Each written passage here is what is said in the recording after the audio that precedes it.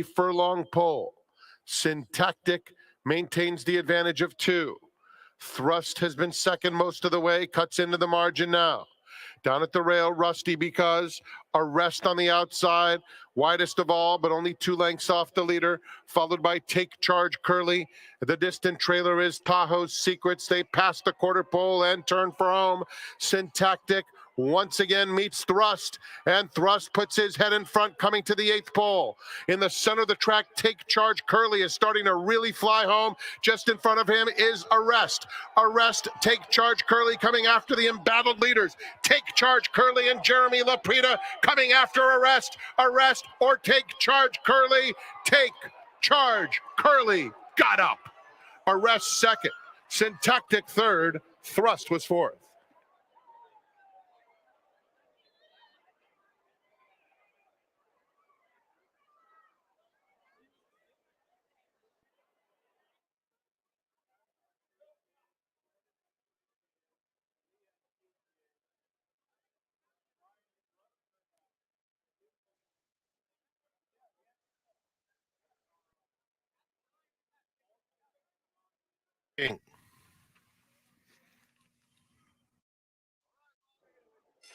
And they're off in the Thunder Road. Goliad, very quick. Tio Magico is up close in the early going. Dandy Man shines at the rail. Time to Party moves up now, sprinting right into second. Great King is fifth at this stage. Aji's second to last, and Balnikov is 10 lengths off Goliad, who's allowed to get a very easy lead. Goliad strides clear by 4. Time to Party second, with Dandy Man shines along the rail in third. Tio Magico is fourth, some 8 or 9 lengths off of Goliad, who has just put the pedal to the metal and is close to double digits in front. Geez races on the inside and just in front of Tio Magico now, a gap of 4 to Great King and Balnikov. Kazushi Kimura with a 12-length lead aboard the speedy Goliad. Goliad, no turning back. Dandy Man shines second. Time to Party still third on the outside. 15 off this pacemaker. Geez is next. Tio Magico, there he goes at the lime cap. And Tio Magico, cut loose, starts to rally 4 lengths in front of Great King and Balnikov. How much does Goliad have left at the top of the stretch? How much does he need? He's in front by double digits. And Goliad in a runaway. Dandy Man shines. Tio Magico. On the inside comes Geez. Goliad by 7 at the 16th pole. Dandy Man shines, trying to close the gap, but it will be Goliad. Razor sharp to score in the Thunder Road. Dandy Man shines. Geez. Tio Magico and Balnikov.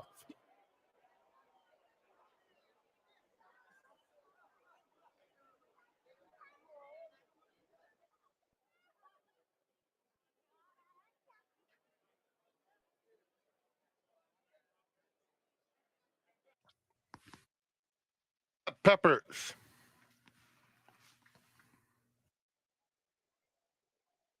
And they're off in the Santa Monica. 3 Witches very fast out of the gate. And so is Hot Pepper. So those two hook up and speed 3 clear of Kirstenbosch, who's immediately guided to the outside of rivals.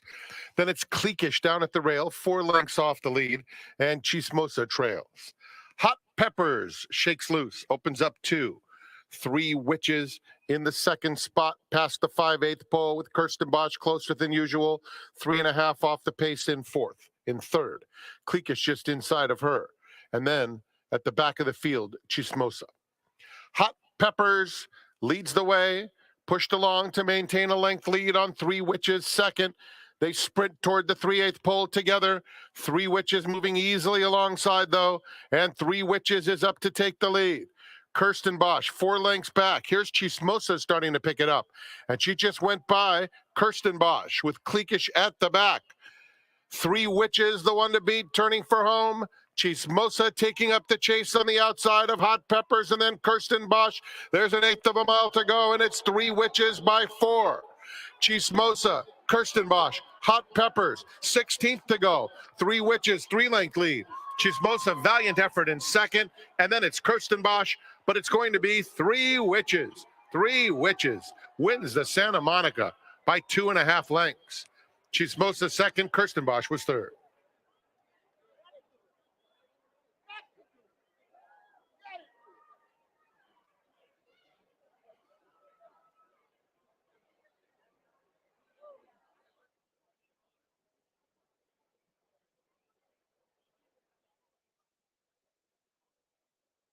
Quality in the Augustin Stable Stokes.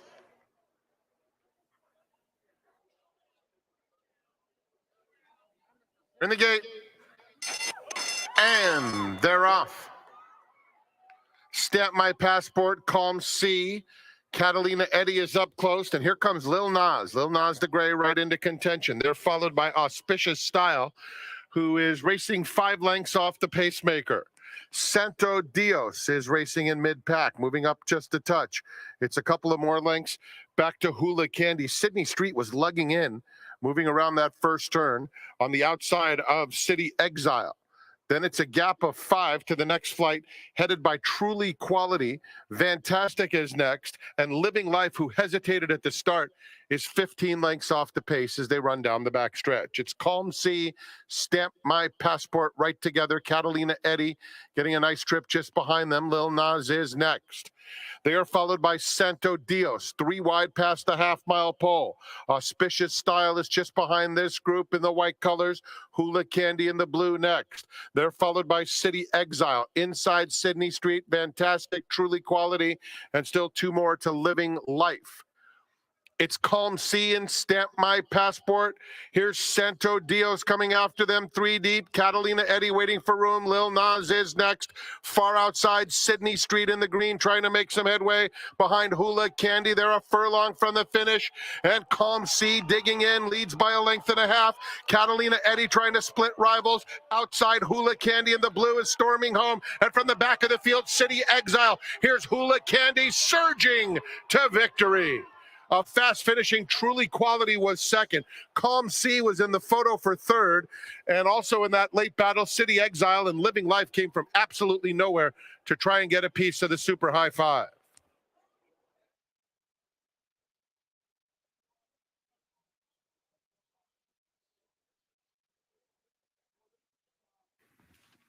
Pick 4, 686.35. Pick 5, 4,339.20.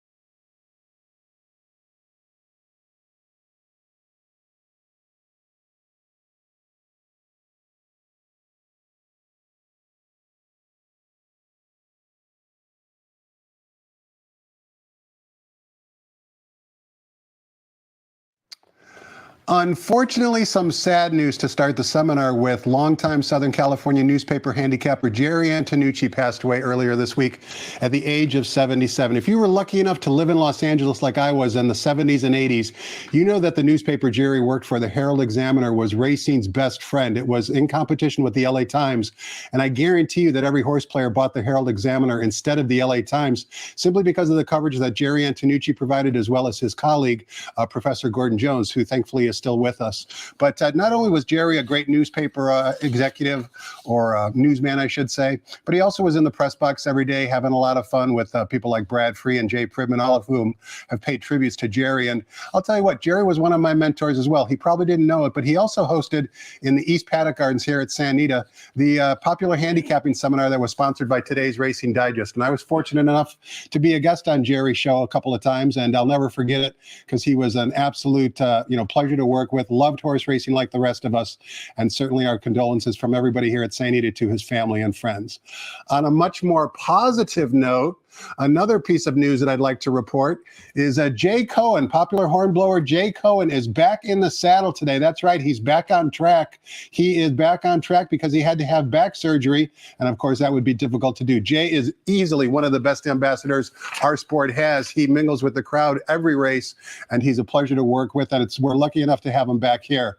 We're going to take a quick break now and toss it over to track announcer Frank Miramati for the early changes. When we resume, we're going to be joined by Iggy Puglisi, former jockey who has 826 career wins to his credit. He handicaps the races on a daily basis. We're going to find out who he likes on today's 10 race card. But before we do that, let's find out what the early changes are from Frank Miramati.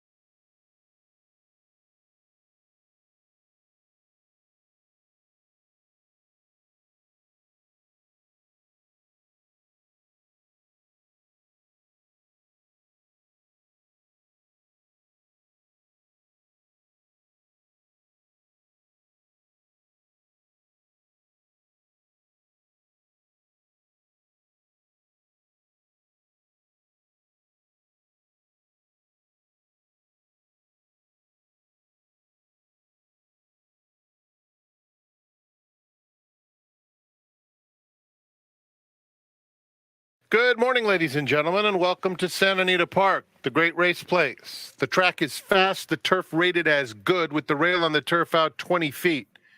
Here are the early changes.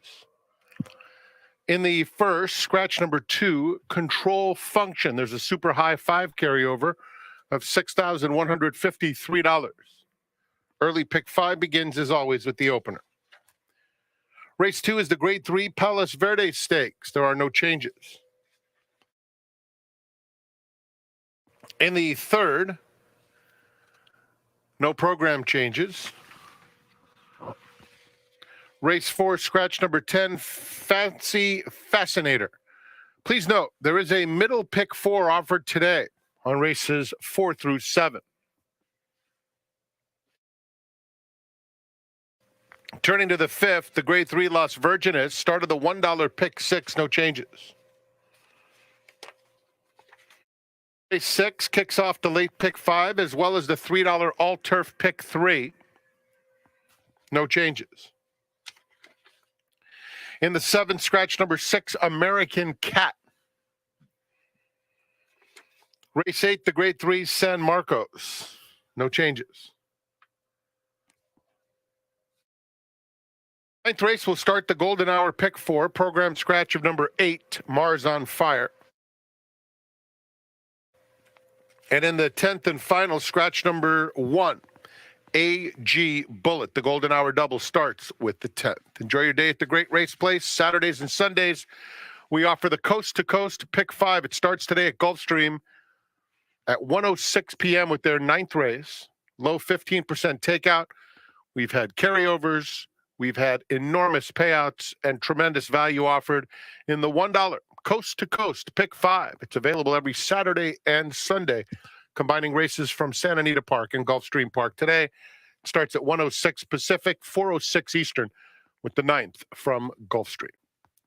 Post time for the opener, 58 minutes away at 12:30. Enjoy your day at Santa Anita Park. Let's go back to Quigley's Corner. Tom's special guest today, one of the most popular jockeys to ride here over the many years at Santa Anita, Iggy Puglisi.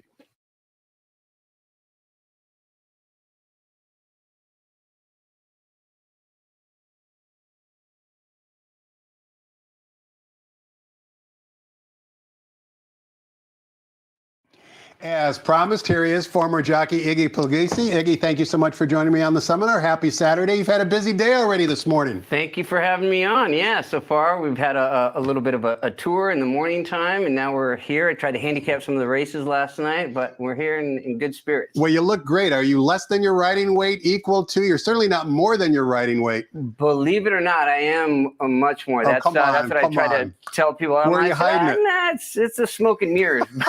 No, but when you're riding, you're just awfully focused. Emaciated is not the right word, but Sure. You're drawn up, and you're there's not a whole lot of wiggle room. There's not a lot of fat left. Did you have problem maintaining your weight when you were a jock?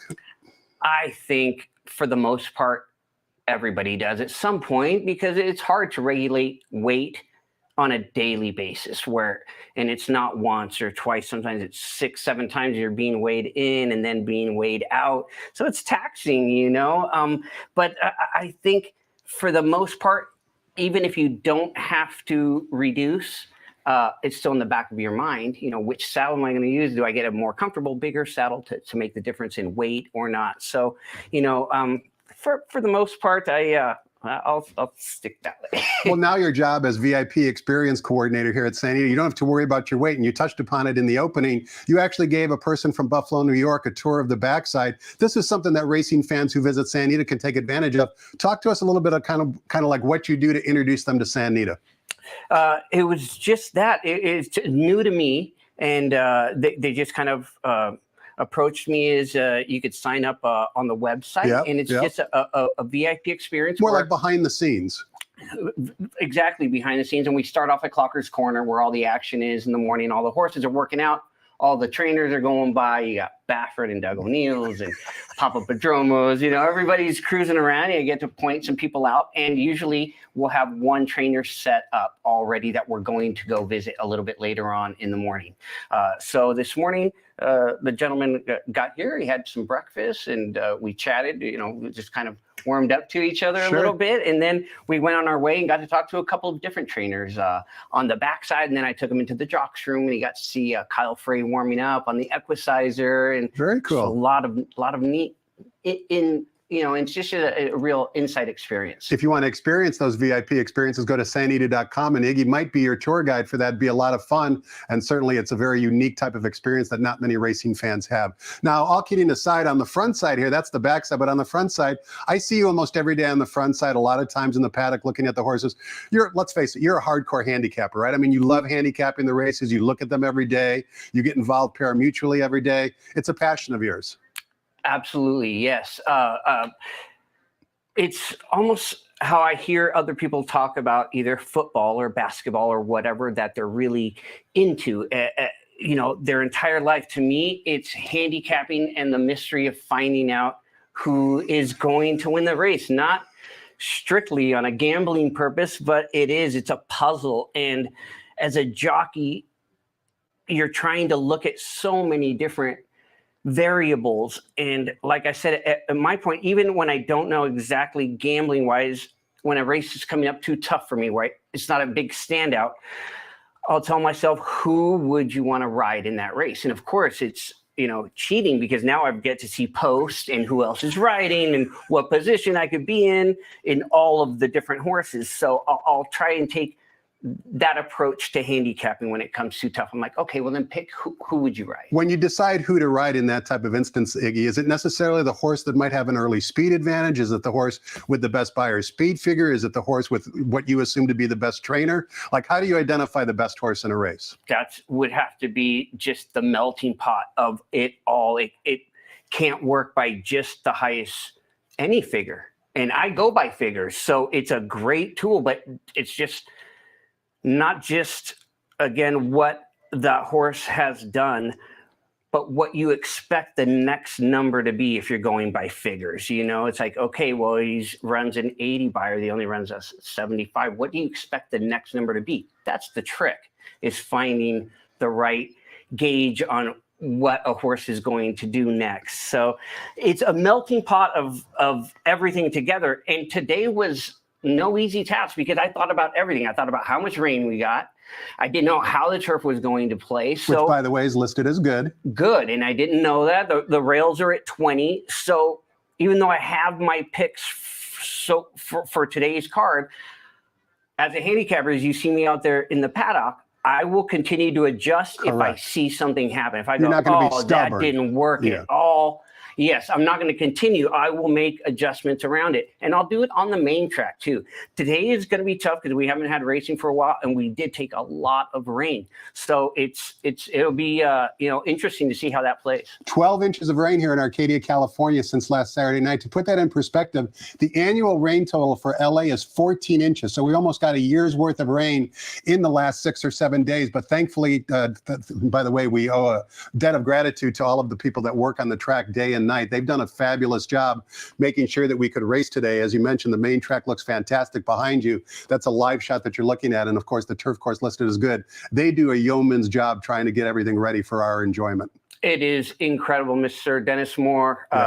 Also setting up the inner track that they're going to turn into a synthetic track. Just a genius about laying it down.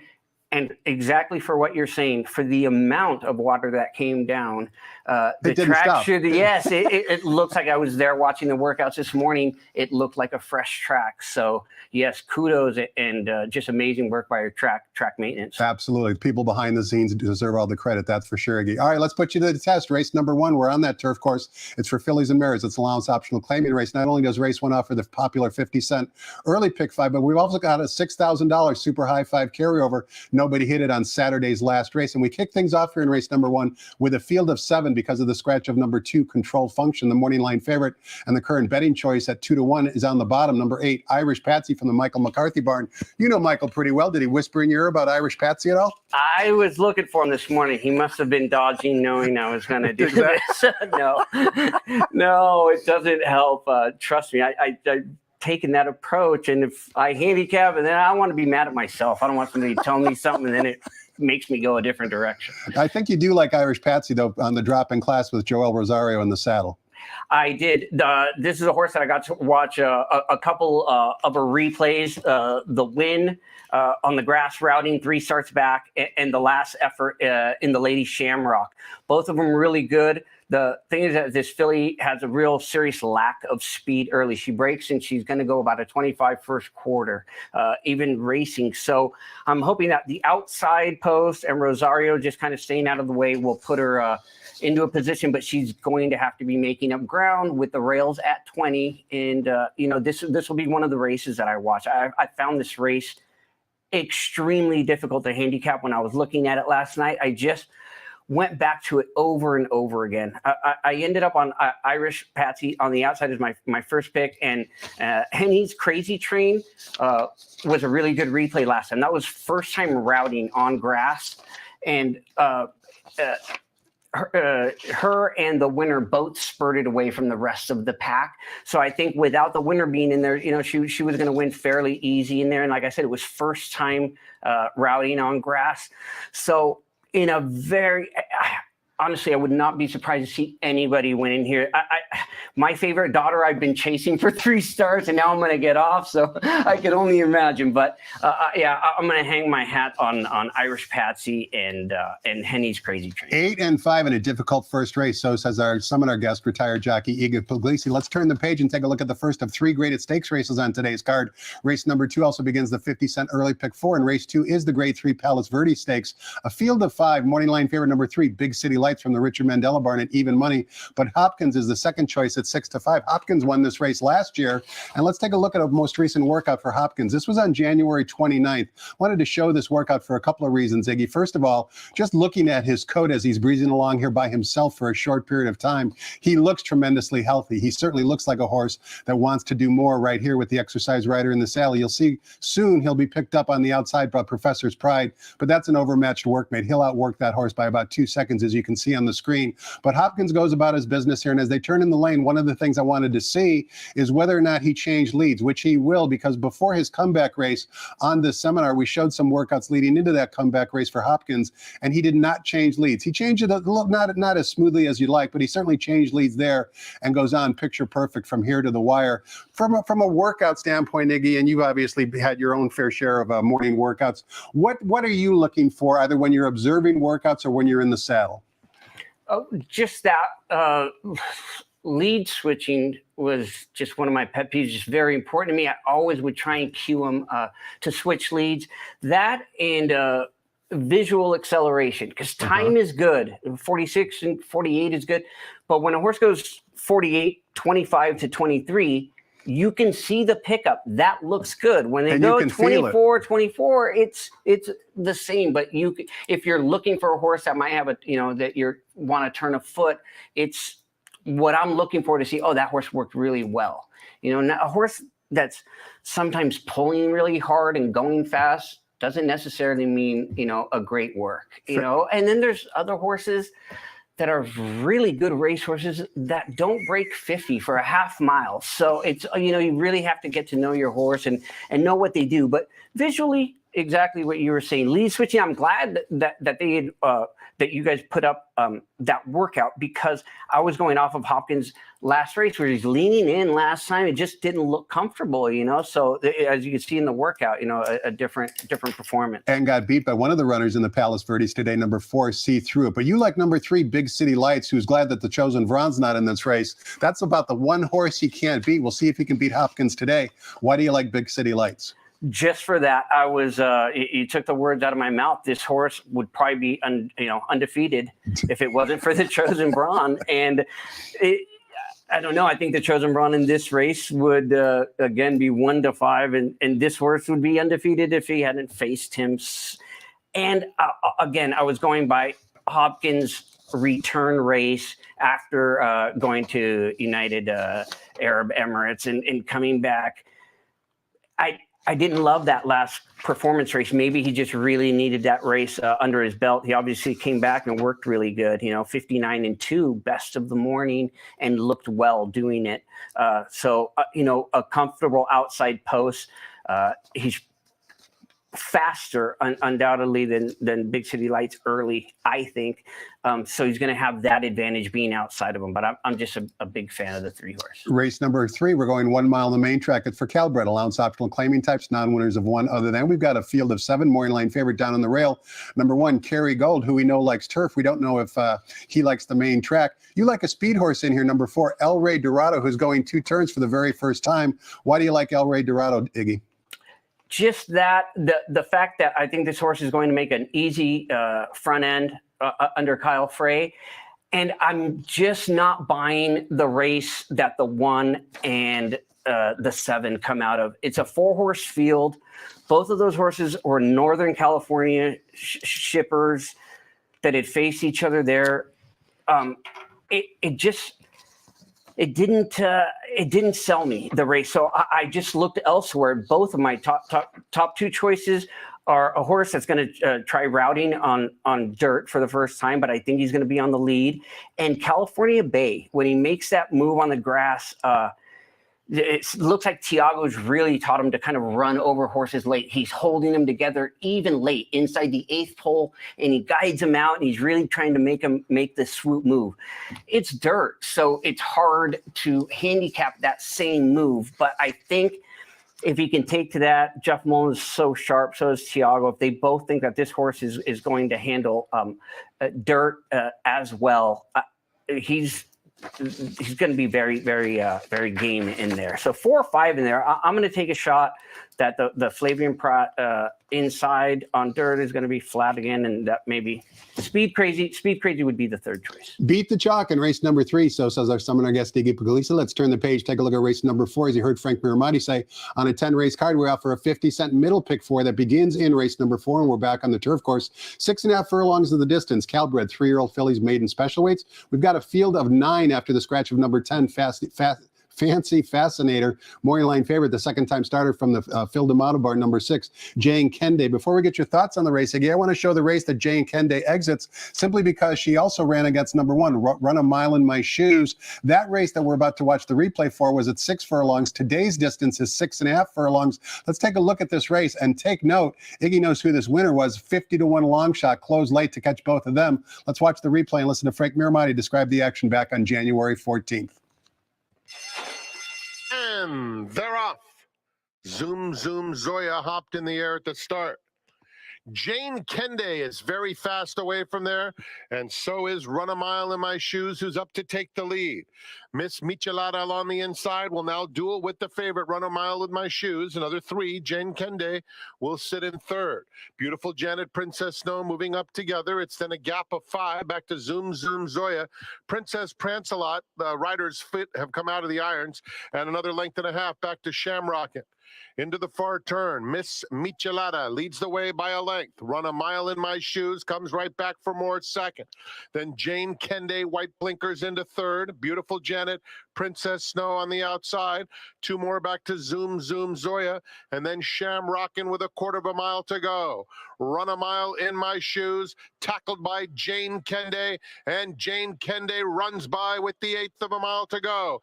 Run a Mile in My Shoes is fighting back gamely. These two will come to the wire together as Shamrockin' takes third. Jane Kende, Run a Mile in My Shoes, and here's Shamrockin' trying to ruin the party. Shamrockin' absolutely flying and got there. Iggy, Shamrocking, trained by your friend, trainer Paul Aguirre, was a first-time starter who got up in the shadows of the wire. We just saw Run a Mile in My Shoes, had to basically duel through early fractions of 21-4, 45-1. Jane Kende took the lead, but then got run down late. These are all the variables you're talking about in terms of trying to identify a winner for today's race, taking all of that into account. Right, and who will take the step forward? You know, it was a big change for Run a Mile in My Shoes, and now she's drawn inside again, so might have to use a little bit more of that speed, because her first effort on grass was a big late closing finish. Last race she was up a little bit closer. I'm afraid that that's going to have to happen again today, going 6.5. And Jane Kende, the 6, was green. You could see her kind of lugging in the last little bit. I think with an effort under her belt, that should move her forward. A horse that's really interesting in there. I remember old Dan Hendricks used to train a horse named that would route on Beat grass. American Pharaoh. Yes, down exactly. at Delmar. Exactly. I would have not remembered that. So I found that very interesting, and that DeTore ends up on this first-time starter. So I took a shot there, thinking that the one's going to have a tough time with that post with 6 and 8. Real good way to kick off the 50-cent middle pick 4. We continue on in race number 5. This race begins the $1 pick 6, and it's the second stakes race on the card. It's the Grade 3 Las Virgenes Stakes, going 1 mile on the main track for 3-year-old fillies. 2 talented runners, number 3 Kinza, number 4 Copian, are vying for favoritism. What say you about race 5, Iggy? Yeah, I couldn't see my way around here. I thought maybe at first, because she's Tempest has already routed, I could look that way. But watching both of the other fillies run and gallop out, I honestly think that they both want to route. It was crazy. I leaned a little bit more on Kinza just because she's got to did more heavy lifting first time out. She went 21 and change, so you're really working. And she was outrun by a half length, so you're putting out a lot of energy. And then she's got like this little tail swish that she does mid-turn, and just really found a stride inside of the 16th pole.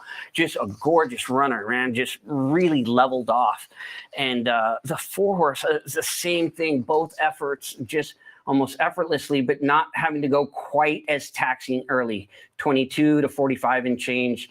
Even in the Sandy Nez was a little bit softer, but ultra impressive. I can't separate them. 3-4. Number 3, Kinza in race number 5. You can see if you have the racing form in front of you, earned a Beyer speed figure of 96. That's the highest Beyer speed figure in 2023 for any 2-year-old filly in the country. She earned that late in the year on December 29th, but nevertheless showed flashes of brilliance. As Iggy said, looks like she wants to go 2 turns. We'll find out today if she really wants to. Race number 6 begins the 50-cent late pick 5. It also begins the $3 all turf pick 3. And we're sprinting 6 furlongs in the flat turf course for $32,000 claimers. As you heard Iggy say earlier, turf rails today are at 20 feet. We've got a good field of 9 here in the dropper. Number 8, Exaltation, is the 2-1 morning line favorite. Before we get your thoughts on the race, Iggy, another replay to watch. That's a race that back on January 15th, that Barristan the Bold, Canderel, and Gimme the Loot all exit, that are all in this race. The runner I want you to pay attention to is Barristan the Bold. Although it's indicated breaking from post position number 2, Barristan the Bold will actually be wearing saddlecloth number 3. Let's listen to Frank Miramati describe the action back on January 15th, and keep your eyes on the horse that's wearing saddlecloth number 3. And they're off. Gimme the Loot, very smooth beginning. Bruto challenges immediately. Divine Rascal is coming through along the inside, and he's a close-up third. Then Canderel, fourth, 3 lengths off the leader. At the rail, Barristan the Bold is next, racing right next to Trusty Rusty, Perfectionistic behind that pair. 5 lengths front to back.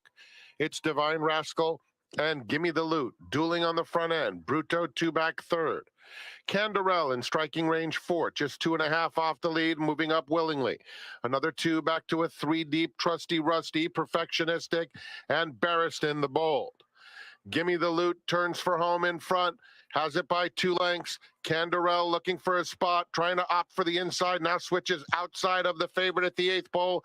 Gimme the Loot maintains a 2-length lead on Canderel in second, followed by Bruto in the center of the course. And here's Barristan the Bold with a late surge. It's going to be Gimme the Loot. Gimme the Loot easily. Tight photo for second between Canderel and... Iggy, as we watched the gallop out, that race was at 5 furlongs. Today's distance is 6 furlongs, and you can see Barristan the Bold certainly galloped out well. As a handicapper, I like to place emphasis on the gallop out. Am I wrong in doing so, having you be a former jockey? Not if it's sprinting. The issue with that is that you automatically think with a good gallop out in a sprint that the horse wants to rout. And it's just not that way. Most of the time, it's just a late closing sprinter, and they have momentum. They're not going to shut down at the wire. So a lot of the times, people will, or the jock will think, man, this horse wants to rout. It's not necessarily that. Today, in the route race where I took a couple of sprinters, because I really think that they're class horses and that they're meant to they're bred to go further. But on gallops out, I like that because it's still a sprint. You're still going to get a fast pace early and be running them down late. Well, 3 of the 9 runners we just watched on replay, Barristan the Bold, Canderel, and Gimme the Loot. Is that one of your top choices in race 6, or you're looking elsewhere? I really like one horse in there. I thought Exaltation, as a 9-year-old, still was very unlucky to be defeated last time. Doncic was ultra game 2 starts in a row. I mean, he had him buried, and I think he's just a faster horse, and I think he's going to be in front of them. Barristan the Bold's going to have to work out a trip again with the rails out at 20. I think him and Gimme the Loot will both be in front of him. So I found it tough. Watching that replay, it looks like he's going to be mowing them down late. But I like the 9-year-old in there, Exaltation. Race number 7 begins the 50-cent late pick 4. We're sprinting 6 furlongs on the main track for Calbred. Allowance optional claiming types, non-winners of one other than. Program scratch of the 6, American Cat, leaves us with a field of 9. Morning line favorite is number 7, Bags Gold, who used to be in the Paul Aguirre barn, now in the Bob S barn. 5-2 on the morning line, ridden by that guy, Frankie Dettori. Talk to us about race 7, Iggy. Yeah, Bags Gold. What I can tell you a little bit about this horse, knowing him through Paul Aguirre, was that he's just tough to saddle. That is the whole issue with him. So if you're here on track, go down and take a look. If he's behaving okay, then move forward. But he is a little bit, he gets wound up, and there'll be some people out here in the crowd. Still, with that being said, they come out of the same race as Mr. Shane, and I thought he was much better than he was. What I found interesting in there was a horse coming off of a layoff, off of route races. Enjoy It Straight. Mark Glatt goes to Flavian Pratt on this horse. That's a true warrior. This horse is 7 for 16 lifetime. I know it's a Northern Cal circuit, but still a warrior at best. So I found that horse super interesting. Race number 8, we're running the marathon distance of 1.25 miles on the turf course, and it's the Grade 3 San Marcos Stakes. We've got a field of 6. Number 1, Missed the Cut, who has won on the main track and also the poly track the last 2 years, but not the turf course, at least in North America, is the 2-1 morning line favorite from the John Sadler barn. 6 ways you can go here, Iggy. Which way you going? Another one like the first. I could have gone maybe 5 ways in there. Maybe the outside horse, not. But again, there's horses that are coming off a layoff. Planetario, Eastern Ocean is a well hidden horse. That horse made the lead last time. I don't think he wants to do that. I think that horse is going to be covered up. Balladeer is going to be on a lone lead. So it's a very tough race to handicap. I thought, again, I went to who would you want to ride? Missed the Cut has probably run against better horses and comes home really fast. So I thought the one, maybe Planetario second. It's tough race to handicap. Race number 9, we're sprinting the abbreviated sprint distance of 5.5 furlongs. It's for $16,000 claimers, non-winners of 2 races lifetime.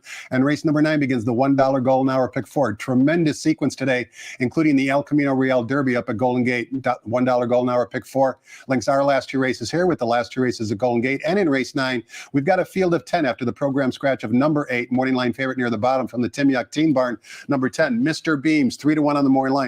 This is an inscrutable race, in my opinion, Iggy. Who'd you like and why? Very tough. I ended up, because it's 5.5, thinking that maybe Grand Tiger is going to do the same thing.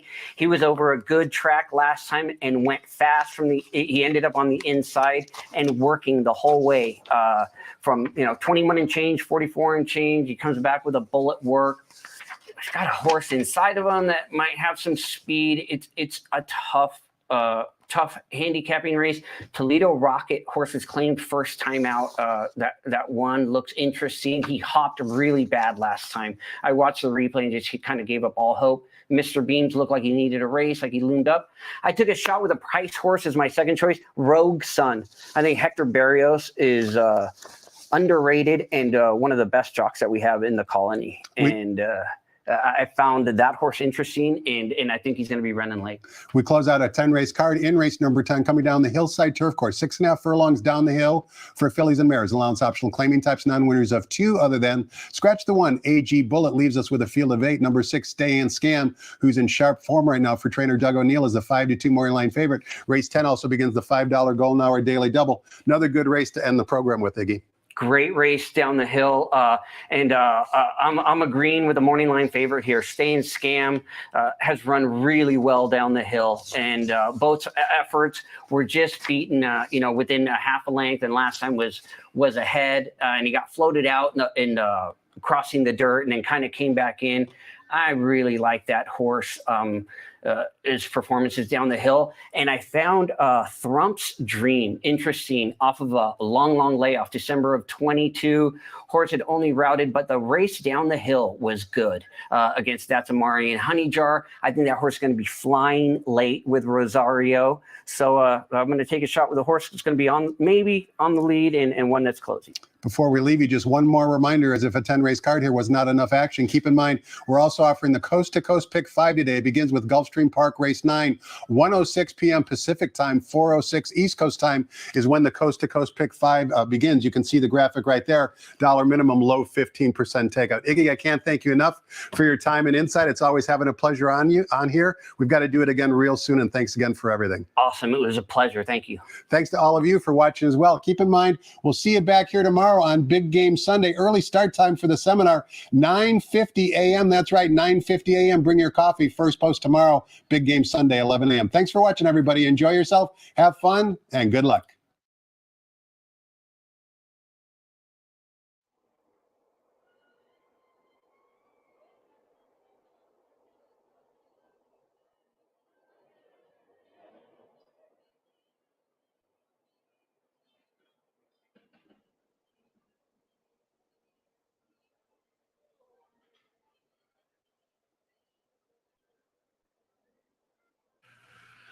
Ladies and gentlemen, please rise for our national anthem.